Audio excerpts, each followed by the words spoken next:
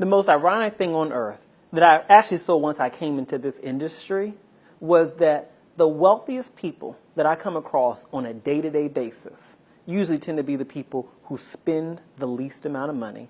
They're the least flashy. So when I first started out in this industry and someone would come into my office right here, they come right into this office here, and they would come in and they would be, decked out. I'm talking designer clothes, the nice shoes, the jewelry, everything like that. Hair done, just everything's perfect. And I would think to myself, okay, all right, we're about to do something today. I'm thinking this is somebody with some money. And then once you get past all of that and they pull out the receipts, when they show you the receipts and show you the actual, like their documents, their accounts and everything like that, the least amount of money. But then the one who pulls up in your office in a 5-year-old, 10-year-old Subaru wearing really just like plain clothes, nothing over the top.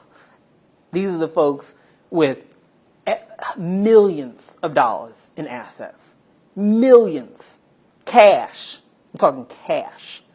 And to me, I'm sitting here and I'm thinking to myself, you know what?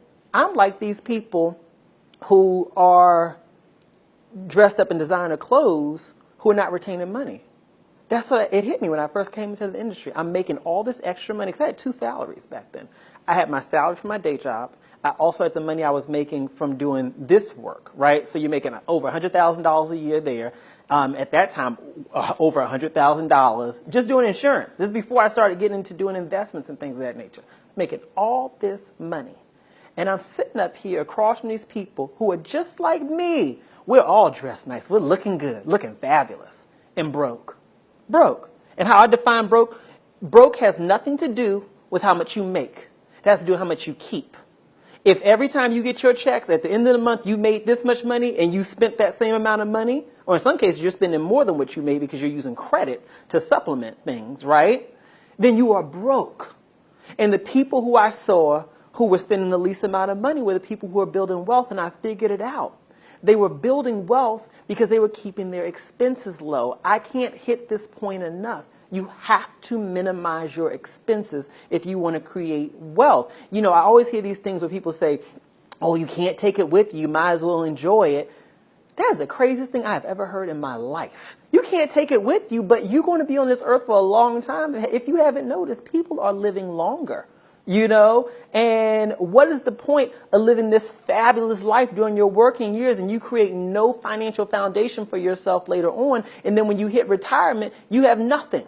You go from middle class to lower middle class or middle class to broke. Do you know how many people are facing insolvency?